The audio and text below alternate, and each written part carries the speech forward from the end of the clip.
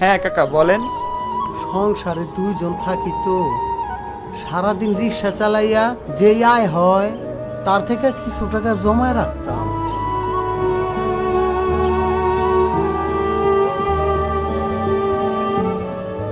এইখানে 20,000 টাকা আছে, তুমি তোমার ভার্সিটিতে কাজে লাগাইও, পরে না হয় দিয়া দিও।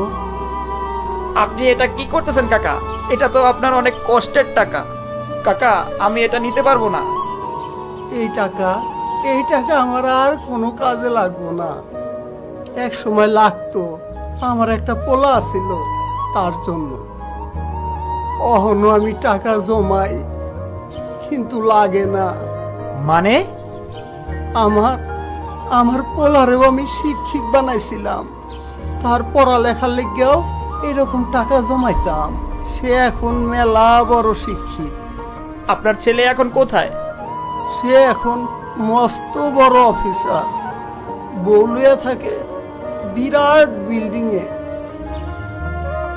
বাজান, আপনি আমার এই টাকাটা রাখেন, আমি মনে করবো আমার আরেক পোলার লেখাপড়ার লেগা আমি এই টাকাটা দিছি।